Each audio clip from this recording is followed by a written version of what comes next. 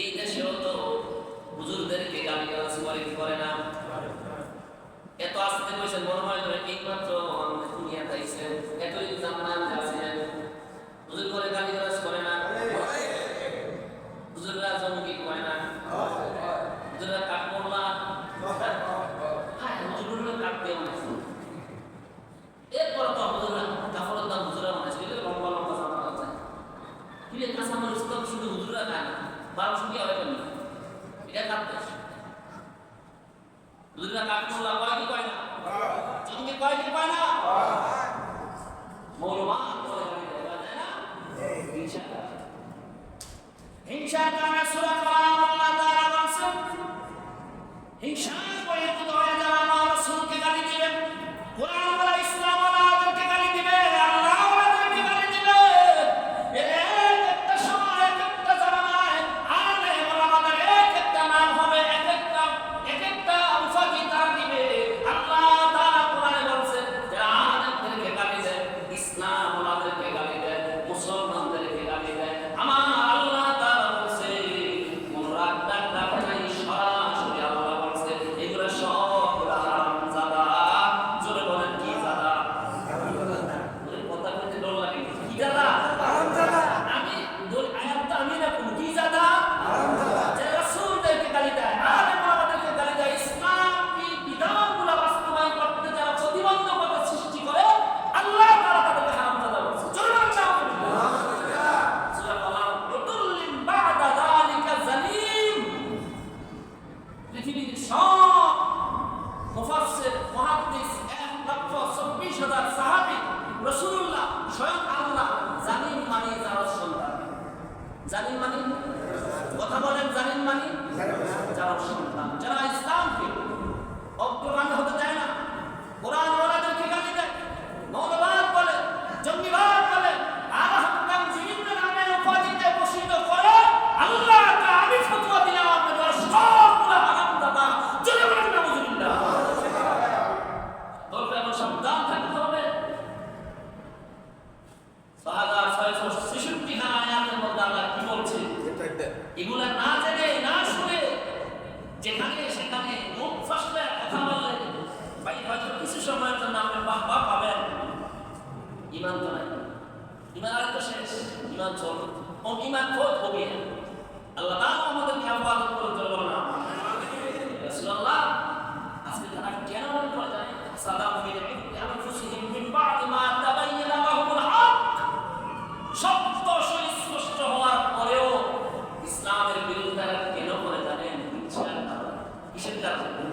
হিংসার কারণে। আবু জাহল বাদশাহী বানু মিলাগুলো জানে যদি মুহাম্মদুর রাসূলুল্লাহ কোরআন দিয়ে এই দেশ শাসন করে তাহলে দর্শকদের আর এই দেশে অবস্থান থাকবে না।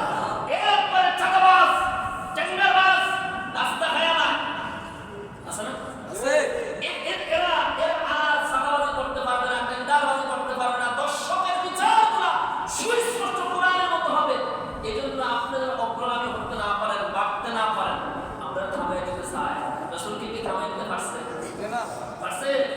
রাসূল শুধু নবী না, তিনি প্রাইম মিনিস্টার ছিলেন। একদিন আর 2 দিন না, 10 বছর। কয় বছর? প্রধানমন্ত্রী ছিলেন কয় বছর? 10 বছর। এজন্য ইসলামী শরিয়াত অনেকে বলে হুজুররা আমরা কোরআন দিয়ে কথা বলার পর হুজুররা রাজনীতি করে।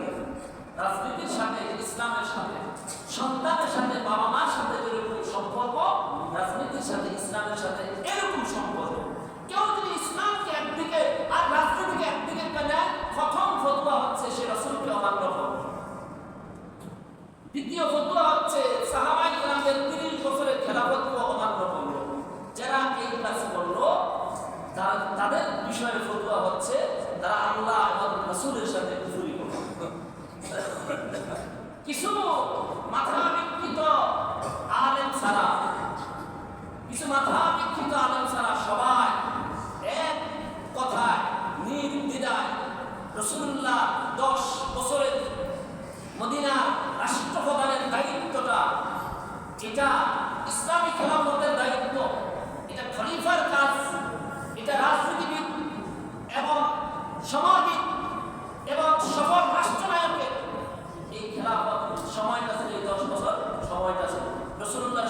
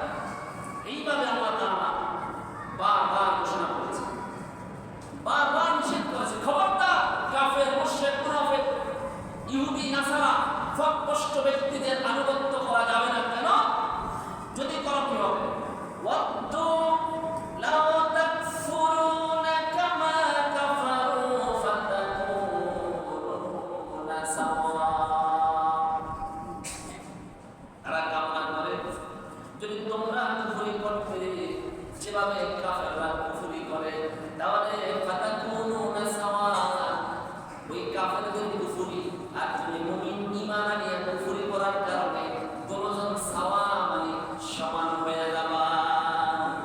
কাফেররা চায় এক চোর চায় এক অপরাধী চায় আমি যখন অপরাধ করে জেলে ঢুকেছি সাথে যাচ্ছে এখানে ঢুকে না যেন ঘরে ঢুকে আমি কোন দরবারে করব। এক অপরাধী অপরাধ করতে চায় জরুরি একজন গ্রেপ্তার হয়েছে, যেটা গ্রেপ্তার হয়েছে সে 24 ঘন্টা চিন্তা চেতনা এটাই থাকবে বাকি 3টা দিন আমার মতো জেলখানে ঢুকবে।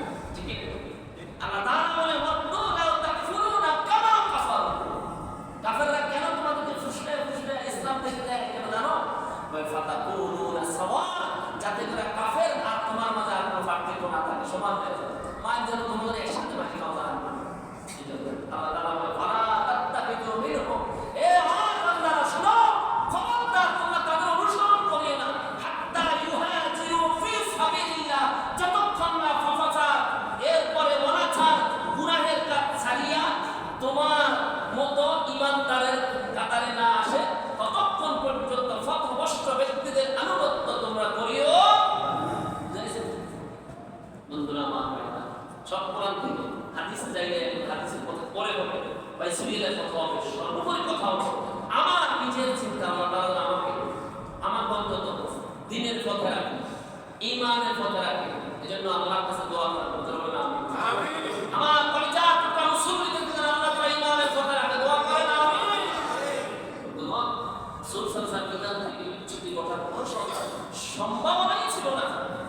এরপরে দোয়া করতেন আল্লাহুম্মা সাব্বিত কলবি আলা দীনিকা, এরো আপনি আমার কলবটাকে দ্বীনের উপরে সাবিত রাখেন। সুবহানাল্লাহ। রাসূল নিজে আপনার রাসূল ইসলাম থেকে বিচ্যুতি ঘটার কোনো সম্ভাবনা আছে 1% বা 1% আলাদা নাই। তারপর রাসূল সব সময় দোয়া করতেন আল্লাহুম্মা সাব্বিত কলবি আলা দীনিকা।